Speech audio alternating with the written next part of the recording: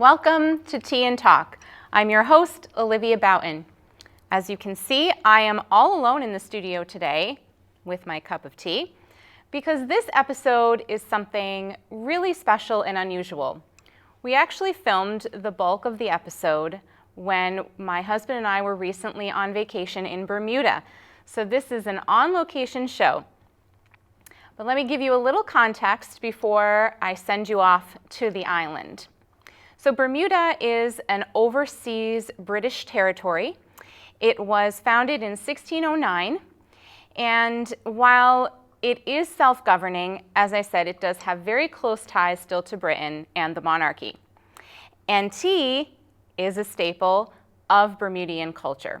So while we were there, we encountered lots of places that offered afternoon tea, and even some that offer high tea on occasion, which is a very formal setting with lots of goodies and all kinds of accoutrements to accompany the tea.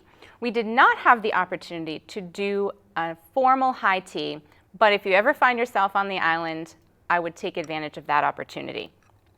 I also wanted to show you a little treasure that I found while we were there, this lovely little vintage teacup and saucer.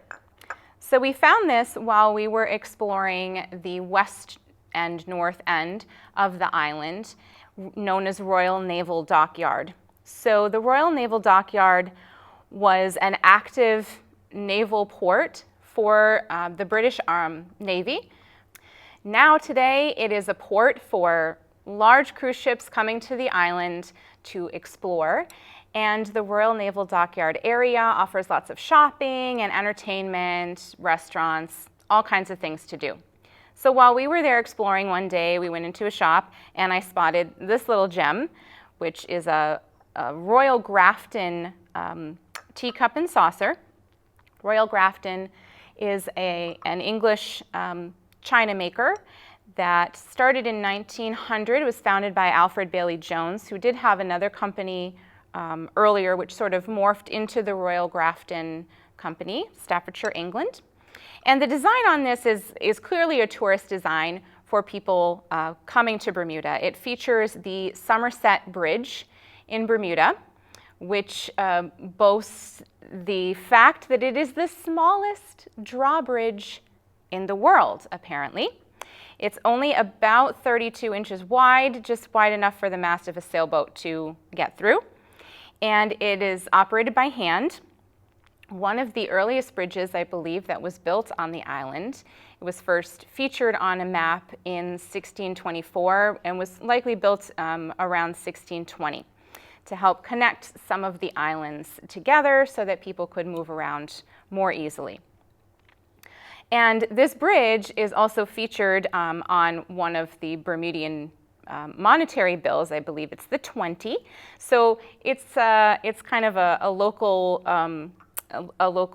landmark that Bermudians themselves are proud of, and as a tourist, you might want to take home. So we also had a chance to visit a nice little tea shop in the city of Hamilton, which is the capital of Bermuda.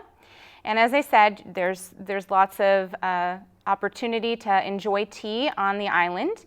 And the shop that we went in was really great. It's owned by a Bermudian woman, Dr. Cooney Frith, and she is an herbalist who learned a lot of Bermudian traditional folk medicine from her own mother, and she has studied extensively and continues in that work today.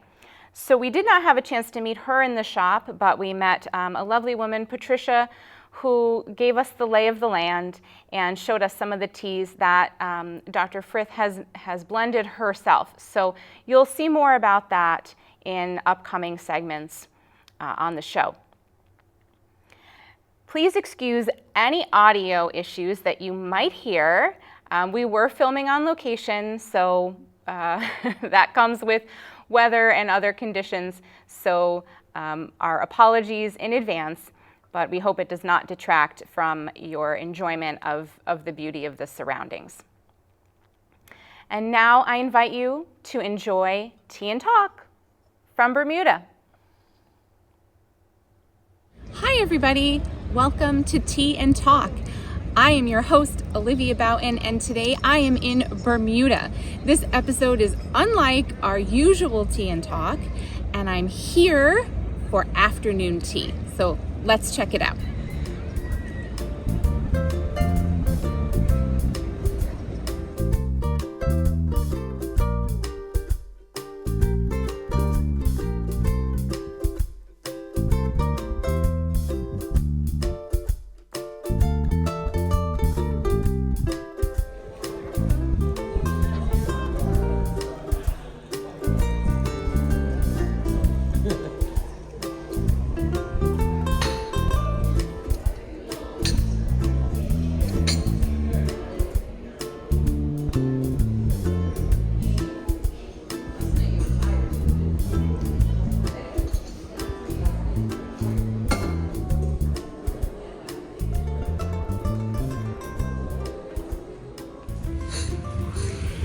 So we've just sat down outside in this lovely little terrace, and I've got my cup of tea. It's a Lady Grey, which is like an Earl Grey, but a little different. If you haven't had it, do try it sometime. So as I said, we're here in Bermuda, and Bermuda is a self-governing English territory, and as such has a long history with tea and afternoon tea, just like in the UK itself. So I'm sitting here with my afternoon tea today, and since we've been here, we've explored a lot of areas. There's afternoon tea offered in various places around the island and here at this resort as well. And we went into town to one of the several tea shops around and met Patricia, who steered us in the direction of some locally blended teas, and we'll have more on that later. But for right now, I'm going to take a little sip here.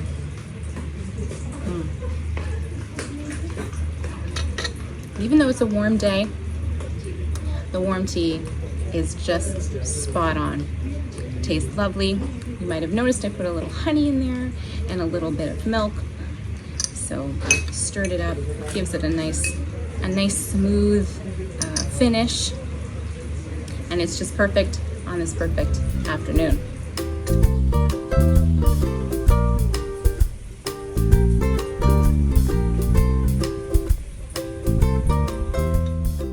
So I mentioned that we ventured into a tea shop in Hamilton, Bermuda.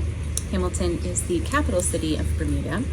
Bermuda has about 75,000 residents, although when visitors and cruise ships come into the island, that increases, obviously.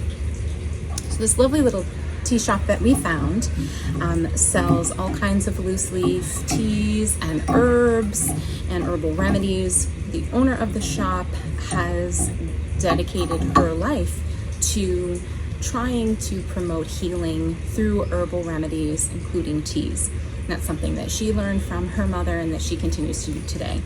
And in the shop was Patricia, a lovely woman who helped us and pointed me towards some of the teas that the shop owner has actually blended herself. So these are combinations of various kinds of teas or herbs that are not found anywhere else. They're specific to this store and to the proprietor of that shop and her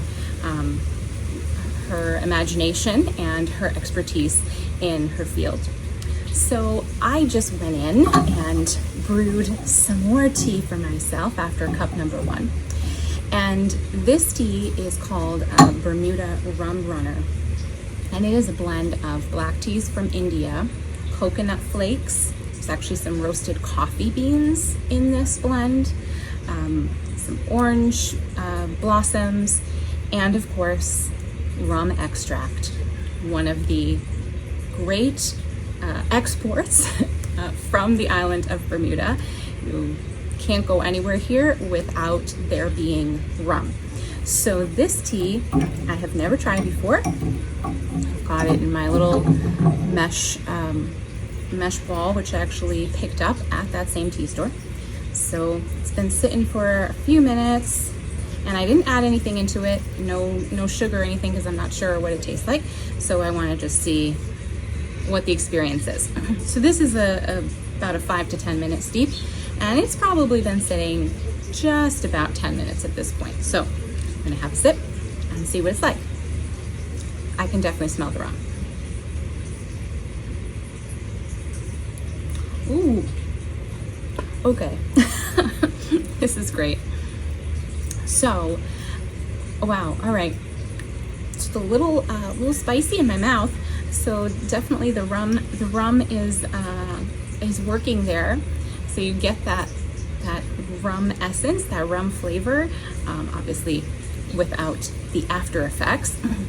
The orange is coming through, making it sort of a little more fruity, and even floral, so it's not too astringent when you're drinking it. It's a very lovely color, kind of an orangey yellow. Beautiful. I like this. And actually it doesn't really need anything. I'm sure a little sugar would be just fine, or a little honey, but I think I'm gonna sip it just as it is. So my Bermudian tea. Cheers.